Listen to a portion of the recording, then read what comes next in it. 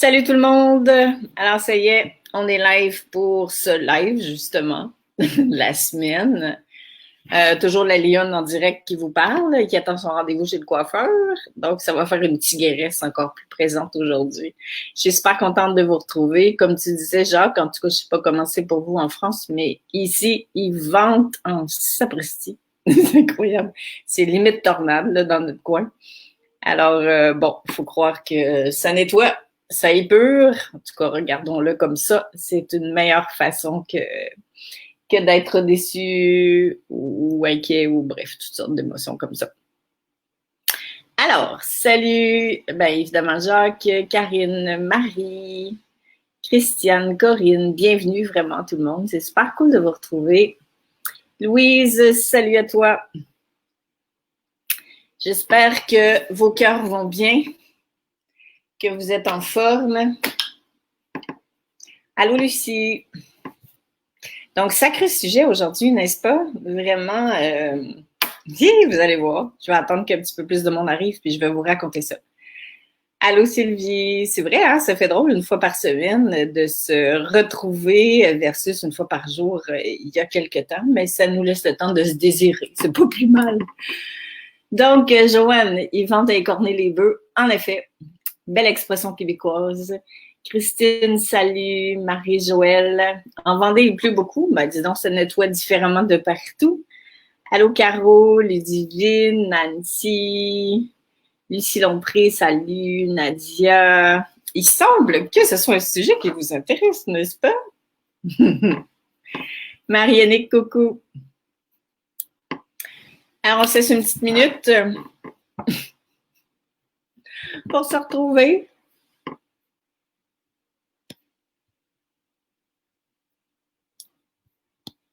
Corinne, aïe, pas trop froid, pas trop froid. Tu te demandes s'il fait froid ici? Non, justement, je me demande pourquoi j'ai mis ce pull-là. J'ai chaud pour mourir. Il faisait froid, frais ce matin.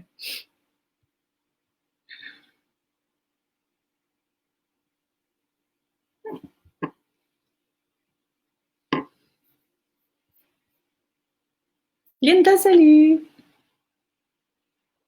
15h03, j'attends un petit peu encore. Si vous avez des questions en cours de route, allez-y, posez-les. Profitons de ce moment-là. Marie-Jo, coucou. Bien sûr, c'est pas une formation en ligne, mais savez-vous que ça mériterait une formation, un sujet comme ça? En tout cas, on verra en fonction de votre intérêt. Je suis en train d'innover pour commencer à vous proposer des formations d'un jour sur Zoom.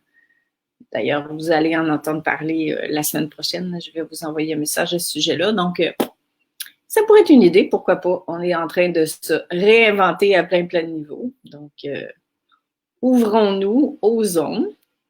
Donc, j'y vais. Je commence. Alors, l'ego, c'est quelque chose. Le jugement, c'est aussi un facteur. Eh bien, les deux sont interreliés.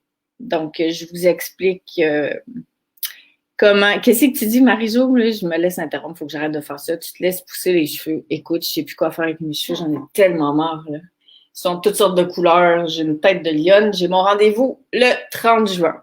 Alors, vous me verrez avec une tête qui a de l'allure. En attendant, je pratique le détachement. Donc, c'est assez. J'arrête de dire bonjour. Salut à Marilyn et à Jean-Claude. Et là, ça suffit, je commence. Donc, la première question. Pourquoi on juge? Donc, le jugement. Premièrement, j'ai rarement rencontré des gens qui ne jugeaient pas. Dans mon monde, tous les gens que j'ai rencontrés dans ma vie, là, je commence à en avoir connu pas mal, alors que j'ai la seule personne, honnêtement, là, que j'ai rencontrée, que je jugeais pas, qui ne jugeait pas, c'est ma mère. Je l'ai jamais entendu juger personne. Bon, faut croire que c'est une sainte qui m'a donné la vie. En tout cas, c'était un beau modèle pour moi. Ce n'est pas mon cas. Donc, l'ego, le jugement, ils sont reliés parce qu'on juge à partir de l'ego. Donc, je vous explique pourquoi.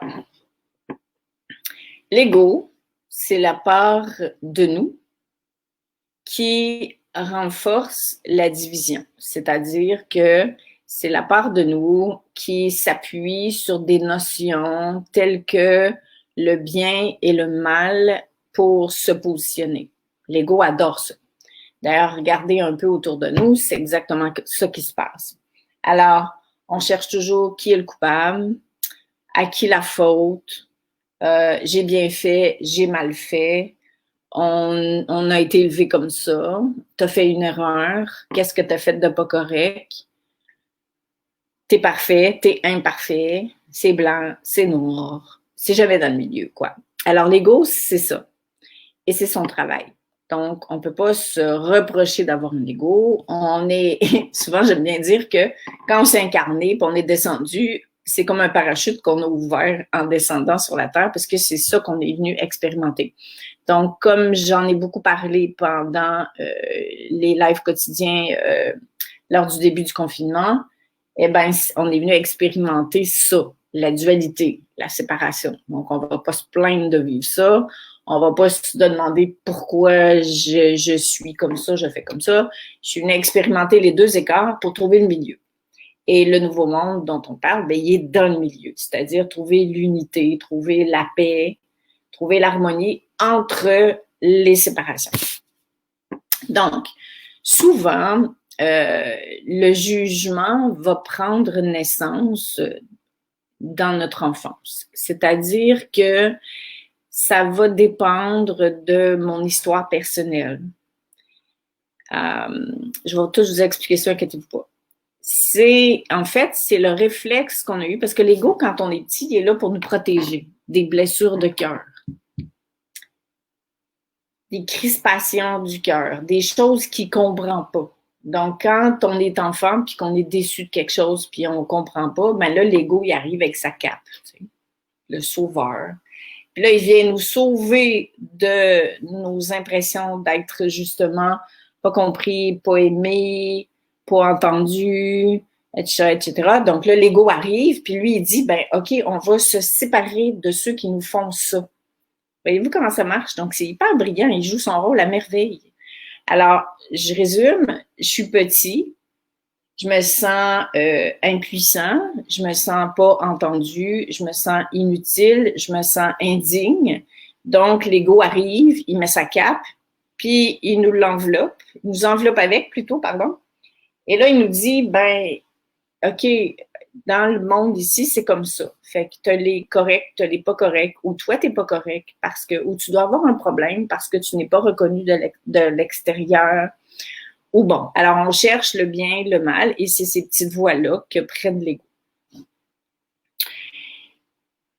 Ce qu'on fait aujourd'hui, quand on tombe dans le jugement, j'aime bien cette expression-là, tomber dans le jugement, même si c'est pas négatif, c'est que je m'en rends pas compte, mais je suis en train d'anesthésier mon mal-être, d'anesthésier mon inconfort. Donc, ça veut dire que chaque fois que je juge quelqu'un, il y a quelque chose en moi que je porte, que l'autre réveille, que j'aime pas. Puis, pour m'éviter d'aller regarder dedans, ben, je juge. Donc, je projette sous forme de jugement ce que l'autre fait de bien ou de pas bien. Donc, je m'occupe de l'autre. Et ça m'empêche de revenir à l'intérieur de moi et de rencontrer quel est cet inconfort-là qui a fait en sorte que je me suis mise à juger souvent inconsciemment. C'est vraiment ça que je fais. Donc, je vais vous donner un exemple qui m'appartient. Parce que là, je vous disais à la blague, mais ce n'est pas une blague du tout. Je suis moi-même en cure de désintox de jugement parce que j'ai réalisé que, premièrement, je suis de plus en plus consciente des fois où je juge et j'aime pas ça. Donc, ma conscience n'est pas tranquille. Donc, quand je le fais, quand je me laisse emporter par le jugement ou le jugement des autres, puis mon ego embarque parce qu'il est super content. Tu vois, il s'est fait des amis, fait que là, ça y est, il se donne un espace où il peut juger. Là, je reviens chez nous, puis je me sens pas bien. Et même, ça peut aller à j'ai honte, tu vois, d'être tombée dans le jugement parce que je l'ai vu. Alors ça, c'est super important. Je vais commencer par vous donner des exemples de jugements versus d'histoires personnelles ou de blessures qui sont à la source de nos jugements. Après ça, ben, vous verrez ce que vous en faites. Si, par exemple, tu n'as jamais appris à prendre ta place dans ta vie ou que tu t'es fait reprocher de prendre trop de place ou que le professeur à l'école, il t'a humilié devant tout le monde parce que quand tu prenais ta place, tu t'exprimais pas comme il faut. En tout cas, je pourrais en nommer encore et encore des exemples comme ça. Il est possible qu'aujourd'hui, quand je vois quelqu'un qui prend sa place et qui, à mes yeux, prend trop de place ou pas assez de place, je juge. Il m'énerve, je le trouve fatigant. Je vais dire non, mais il est énervant, lui, il prend tellement de place. Pourquoi il a besoin de prendre autant de place que ça? Franchement, il ne pourrait pas prendre sa juste place. Puis qui c'est qui a demandé de papa? Ou je vais voir quelqu'un qui est super timide, puis qui n'ose pas s'exprimer. Puis là, je me dis, ben, quand même, c'est quoi son problème? Il pourrait quand même dire ce qu'il pense. Voyez-vous comment est-ce que ça se passe? Mais je me rends pas tout le temps compte que c'est à moi. C'est vraiment moi qui porte quelque chose par rapport à ça et qui va le transposer sur l'autre. Parce que quand je suis bien, heureux, en paix, je sens pas le besoin de juger. Ça me vient pas. Évidemment, je peux toujours me laisser tenter tant que je vais respirer parce que je suis humaine. Donc, l'idée, c'est pas d'être parfait puis de jamais juger, croyez-moi, parce que, en tout cas, moi, je vise pas cet objectif-là. Et vous allez voir ce que je vous propose après. Mais je vais continuer à vous proposer d'autres exemples. Et vous pouvez m'en mettre dans le chat si vous en avez. Ça peut être cool. Ça vient nourrir un peu cette discussion-là pour qu'on s'y retrouve tout le monde. Si je me suis beaucoup sentie inadéquate quand j'étais petit, bon, j'ai été humiliée, dévalorisée. On me disait ou je me disais moi-même que tout ce que je faisais, c'était pas assez bon, c'était pas assez à la hauteur, c'était pas assez parfait, c'était correct, mais ça aurait pu être mieux ou c'était moins bien que mon frère, ma soeur, etc., etc. Si je suis une artiste, je suis pas assez intelligente. Si je suis super rationnelle, je suis pas assez connectée avec mon côté créatif. Bon, toutes ces notions-là où j'ai l'impression de pas être assez, je dis bien je peux.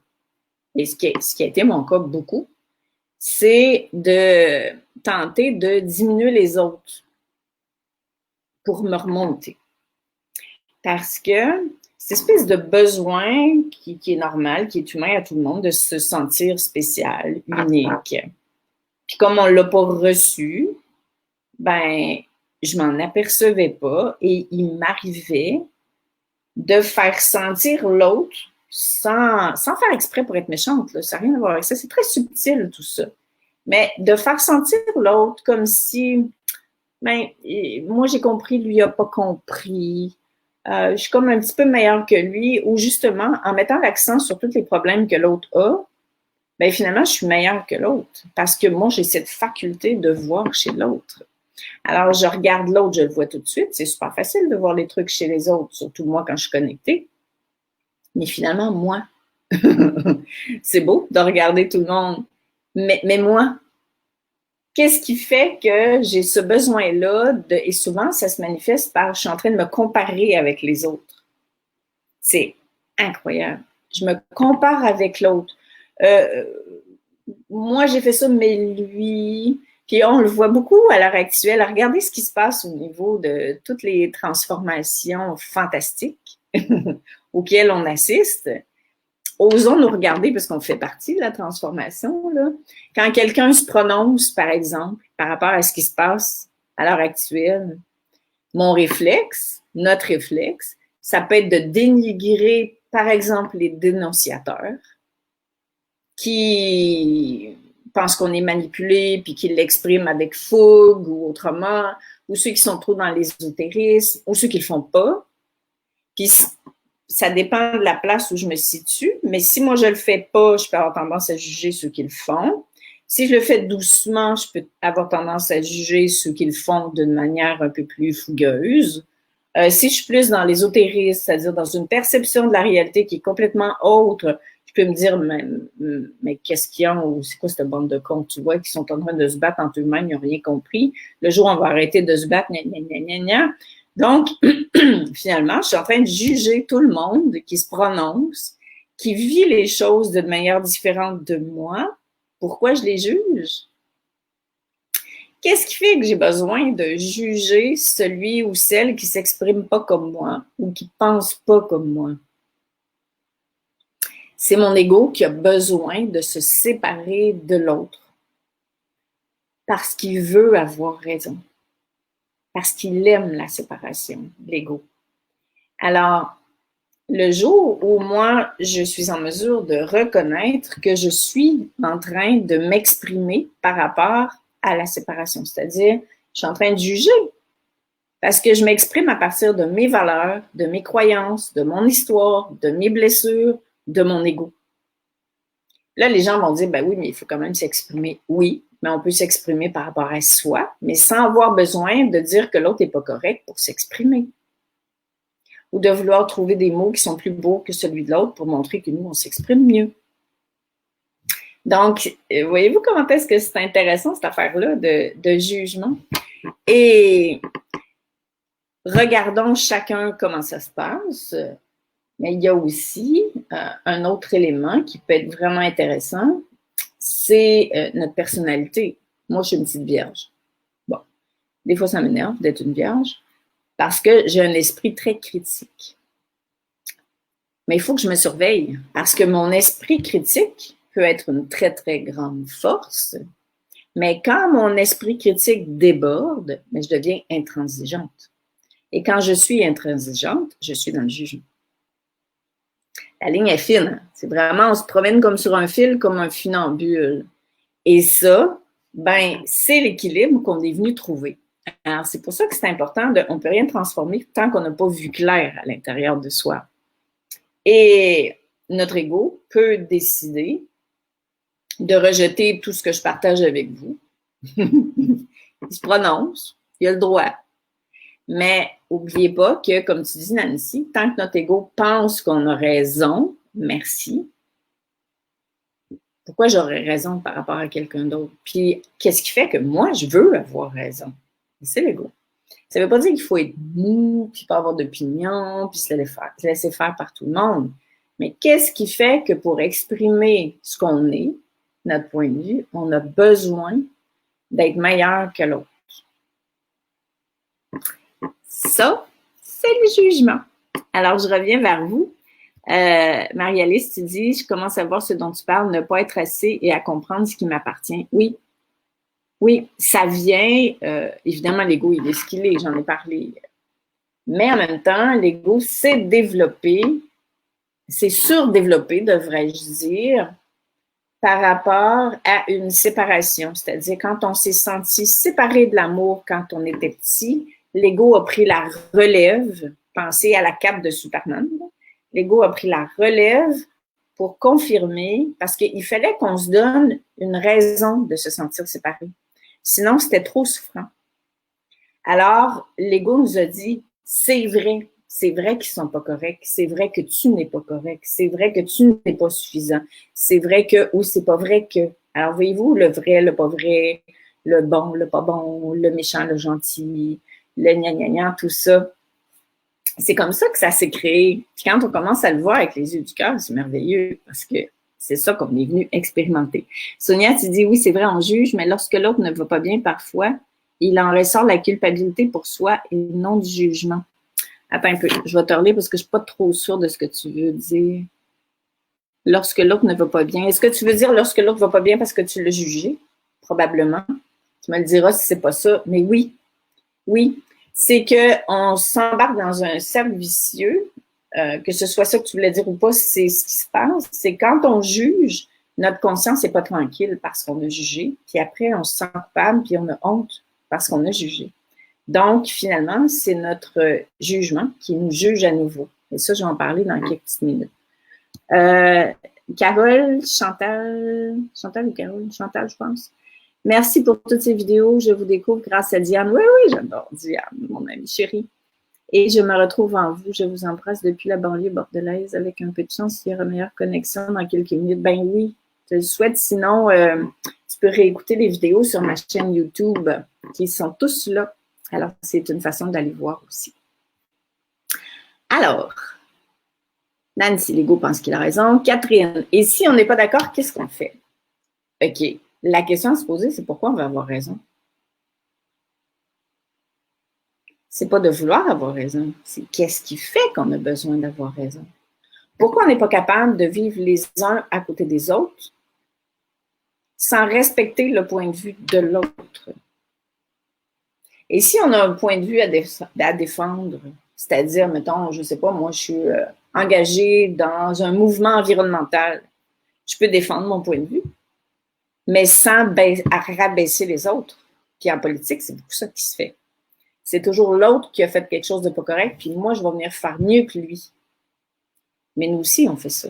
Alors, qu'est-ce qui fait que je ne peux pas soutenir, par exemple, une cause environnementale sans avoir besoin de rabaisser les gens? Je peux me faire entendre sans séparer, sans diviser, sans juger. Quand on écoute les nouvelles, on passe notre temps à juger. Tellement. C'est un beau test, ça, de voir où est-ce qu'on en est par rapport au jugement, c'est d'écouter les nouvelles ou de ne plus les écouter. Sylvie, tu dis, oh là là, tu nous emmènes de plus en plus loin. Ouais, ou de plus en plus proche. Mais vivre à partir de son cœur, c'est ça. Parce que, pourquoi je vous parle de ça et pourquoi moi, j'ai décidé de faire une cure de jugement, c'est que je me suis aperçue qu'il y avait quelques personnes encore avec lesquelles je me retrouvais et que le jugement arrivait au galop. C'est comme si mon ego amenait des sujets, il était en manque, tu sais, mon ego, il était vraiment en manque. Et c'est pour ça que c'est vraiment une cure de désintox. Et là, comme mon ego, il est en manque de juger, parce qu'il s'est nourri de ça pendant plein d'années, mais j'amenais moi-même des sujets qui, je savais qu'avec certaines personnes, ça allait provoquer des discussions, comme vous appelez, vous, en France, des débats. Ben, des débats, c'est ça, c'est qui a raison. Et là, ben, tout à coup, mon ego, il jouissait. Il disait, oh yeah, tu m'as donné un terrain où je pouvais enfin sortir de ma cachette parce que ça faisait longtemps que tu n'étais pas venu me chercher. Puis je revenais à la maison, puis je me sentais pas bien. Comme je vous disais tout à l'heure, ma conscience n'était pas tranquille.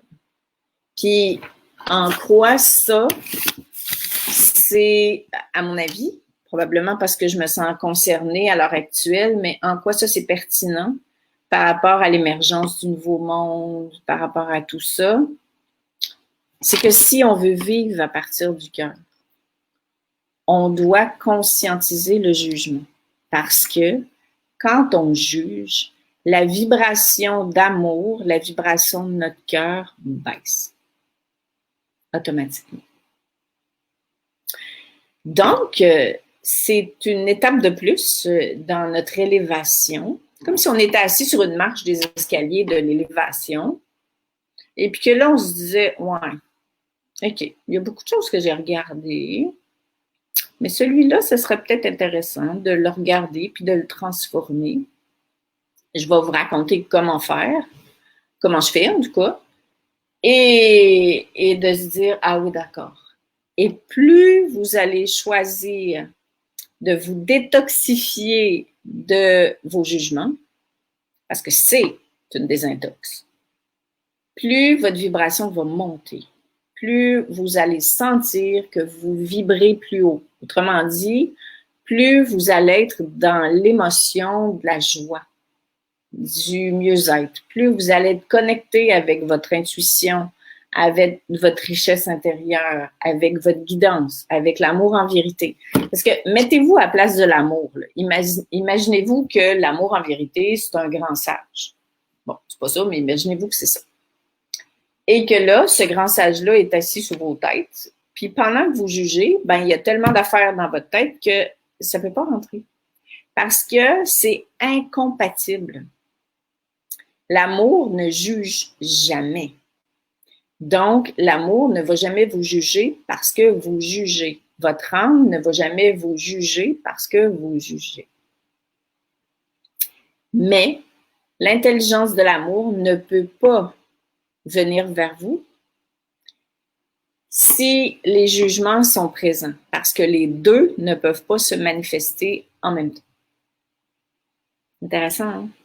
Fait qu'on ne peut pas juger puis être dans l'amour en même temps. Ça ne marche pas. Donc, on doit choisir.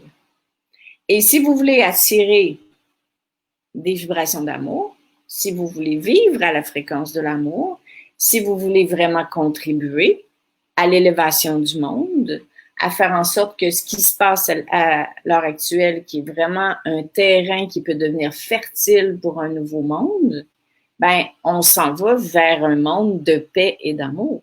Donc, dans un monde de paix et d'amour, le jugement n'est pas là. Alors, au lieu d'attendre que le monde de paix et d'amour arrive, parce que si c'est le cas, on va attendre longtemps le sacrifice, il va falloir revenir dans une prochaine vie. Ce qui nous est demandé, c'est d'installer une vibration qui vibre à la résonance de ce qu'on voudrait vivre. Donc, si on veut vivre la paix, l'amour inconditionnel, commençons par le manifester. Voyez-vous comment est-ce qu'on est peinturé dans le mur? Diane, la semaine passée, elle disait peinturé dans le coin. Moi, je dis peinturé dans le mur.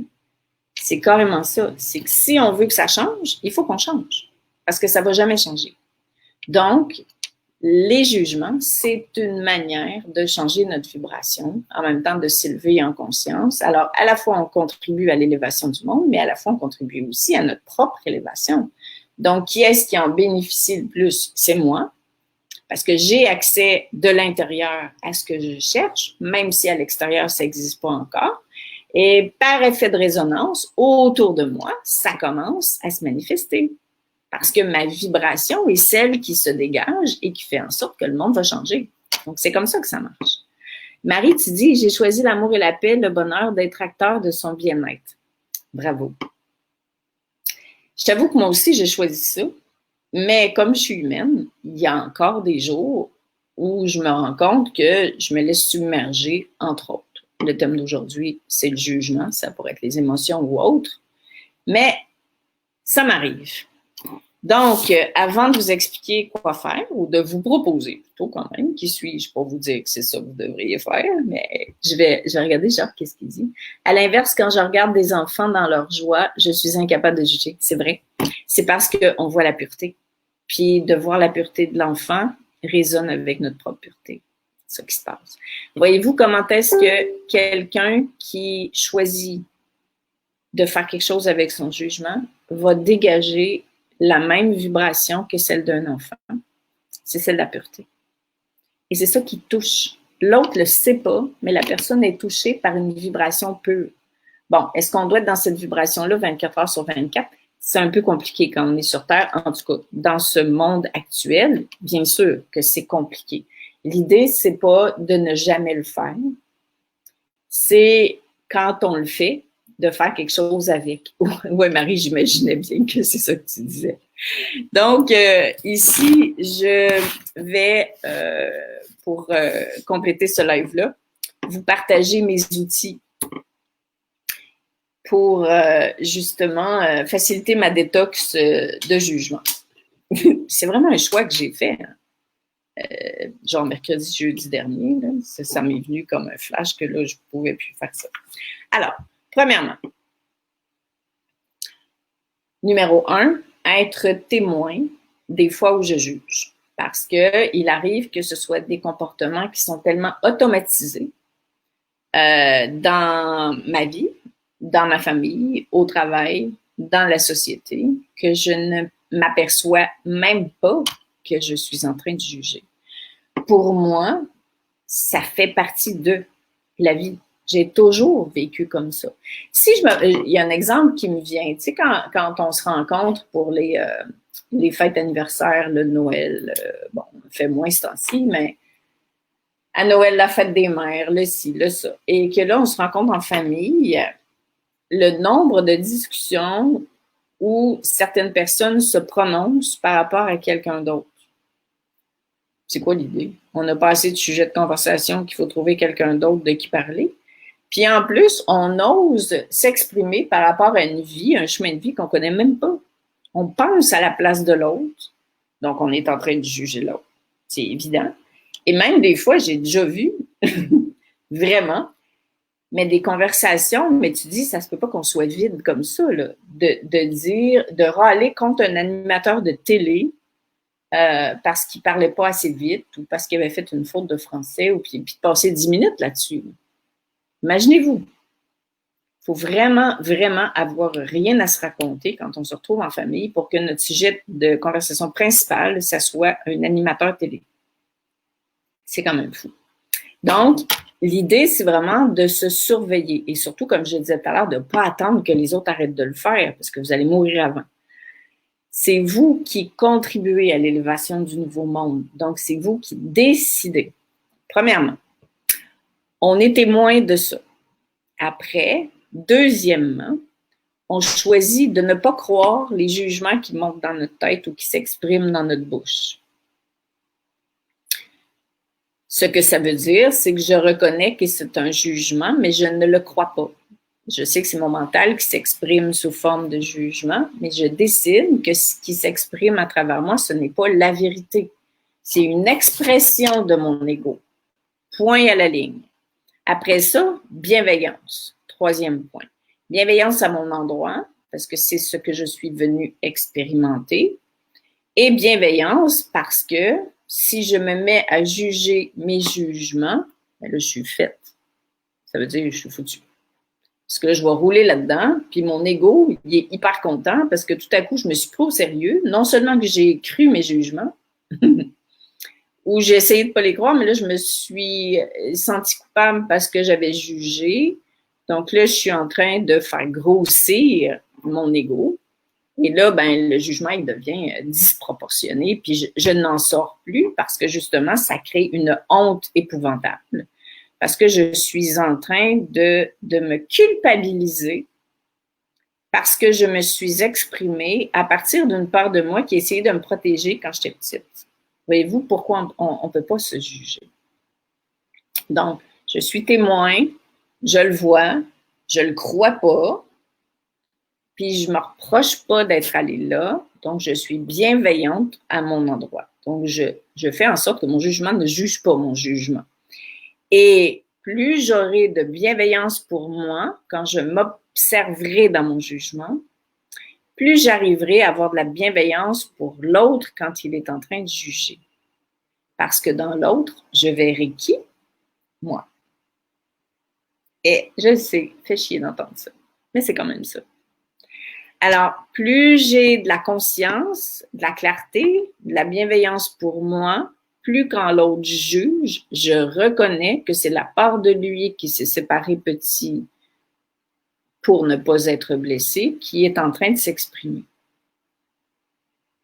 Je vois ça. Est-ce que je suis d'accord ou pas d'accord? Ça ne va rien changer. Mais comme je l'ai fait moi-même, qui suis-je pour juger l'autre parce qu'il est en train de juger? Je le fais tout le temps. Alors, j'ai de la compassion pour l'autre, j'ai de la bienveillance pour l'autre, et c'est ce qui fait que je suis capable mais d'accueillir les autres là où ils sont. Je connais pas leur vie, je connais pas leurs blessures, je connais pas leur plan de vie, je connais pas leur vécu, leurs valeurs, leurs croyances, ce qu'ils ont fait de leur expérience. Donc, je les accueille là où ils sont. Je suis pas obligée d'être d'accord avec ce qu'ils font. Mais je suis pas obligée de les juger parce qu'ils le font, par exemple. Et ça, ben, ça s'appelle la maîtrise. C'est-à-dire que je maîtrise mes jugements avec amour. Donc, je ne les contrôle pas parce que c'est ma tête qui veut contrôler. Je les maîtrise. Je choisis ce que je nourris. Autrement dit, le jugement, il pop. Je le vois. Je sais d'où ça vient. J'ai de la bienveillance pour moi parce que c'est venu. Donc, je ne cherche pas à ne plus juger. Et là, je fais non. Je te nourris pas. Si je suis, par exemple, en conversation avec une amie ou un ami ou une famille et que là, j'entends les gens juger puis que je me vois avoir envie d'embarquer dans le truc, je peux me maîtriser sur le coup ou voir après. Et là, je regarde ça. Et la maîtrise, c'est que est-ce que j'embarque dans la conversation ou pas? Je peux rester silencieux. Si quelqu'un juge à mes côtés puis je réponds pas, qu'est-ce que tu veux qu'il dise? Il n'y a plus rien à dire, il va changer de sujet. Mais si je le juge parce qu'il a jugé, ben là, on rentre dans une guerre de coq. C'est lequel des deux qui a raison? Lequel des deux qui est plus élevé spirituellement? Lequel des deux qui est correct? Et c'est pour ça que ça n'en finit plus. Et le regard d'amour, de bienveillance, je dirais même d'humour, quand on s'observe dans le jugement, ça fait fondre le jugement. C'est super intéressant quand on se met à juger.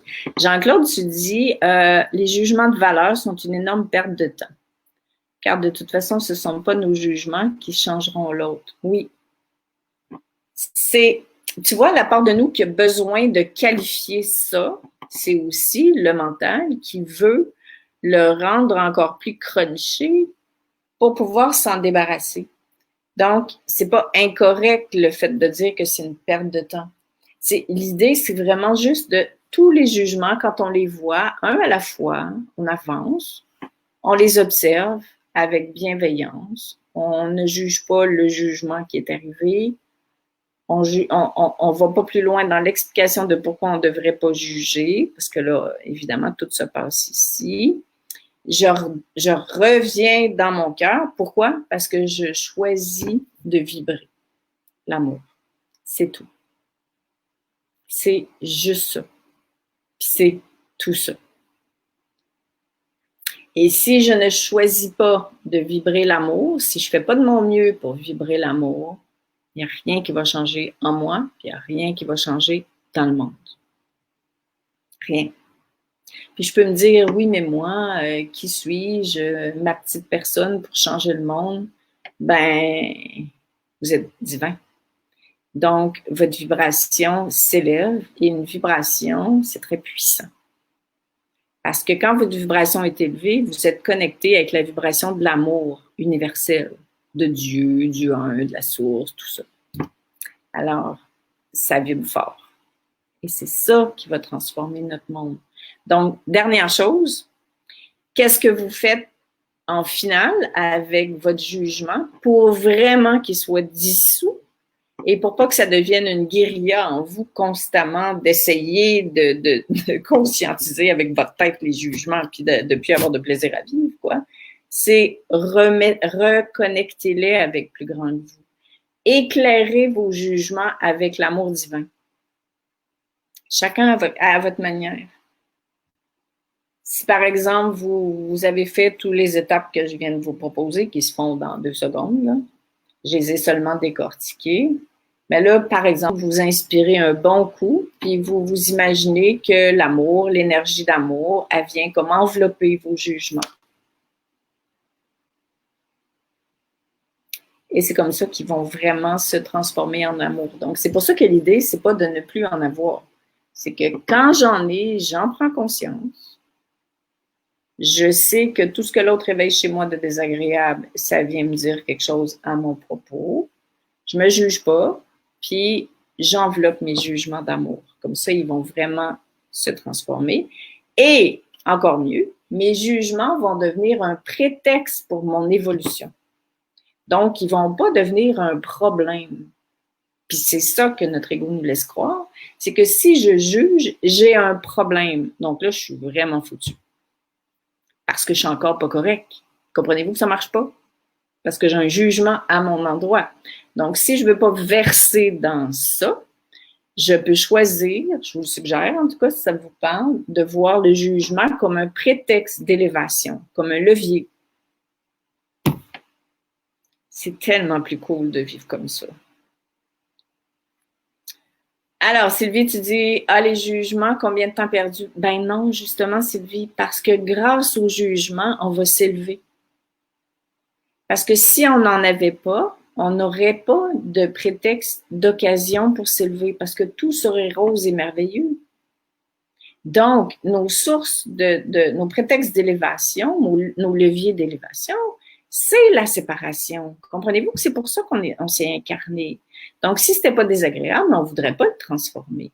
Si c'était pas nécessaire à l'élévation de l'humanité, ben pourquoi qu'on ferait ça? On est bien, dans le fond, quand on parle du monde pendant 1 heure. Mais quand on se dit que mon jugement, c'est une occasion de m'élever et que si le jugement n'était pas là, j'aurais rien pour m'élever, ben je dois remercier le jugement. Je dois remercier la division qu'il y a dans le monde de la séparation parce que c'est ça qui fait que je me réunifie. Vois-tu la différence, Sylvie, voir à quel point c'est deux lectures du monde, mais complètement différentes. Beaucoup de devoirs, Jacques. C'est pas si pire que ça, finalement. Puis je trouve que plus on devient des alliés, plus on est vrai. Tu sais, moi, si je vous avais fait croire aujourd'hui que je jugeais jamais, là, tu dis, oh my God, j'ai du chemin à faire. Mais non, moi aussi, je juge. Alors, on se tient la main, on se rend compte que c'est un prétexte, que c'est un super levier, et puis on choisit de devenir conscient des jugements, puis de les envelopper d'amour. Mais c'est vrai que, comme tu dis, ben tu ne le dis pas, là, mais je pars de ce que tu as écrit, c'est en même temps, là où ça devient, en tout cas pour moi, un défi, c'est quand je suis avec des gens que je juge, qui jugent aussi, et c'est quand mon ego t'en manque, le jugement. Tu sais, quand ça fait des années que tu as jugé, mais lui, il est vraiment en manque, hein, fait qu'il cherche les occasions. C'est là où, moi, personnellement, il faut que je sois encore plus vigilante que je l'étais. Marie-Jo, vraiment, merci de partager ta part d'humain pour me permettre de le voir chez moi et pour voir que c'est facile de grandir. En fait, oui, c'est plus difficile de ne pas le faire. Puis, tu sais, je sais que je dépasse un peu le temps du live, là, mais si vous devez partir, allez-y. Mais j'ai envie de vous raconter à quel point c'est humain, quoi. Tu sais, quand j'étais pas ménopausée, là, puis que j'allais être menstruée, c'était mon 24 heures d'horreur. Ben, il y en avait-tu des jugements qui se passaient dans ma tête? Je vous le jure. Je voyais quelqu'un avec une robe à poids qui avait un surpoids, puis là, je disais, franchement, elle est comme pas assez grosse, tu sais, il faut qu'elle se grossisse avec une robe à poids. Puis c'était épouvantable, là.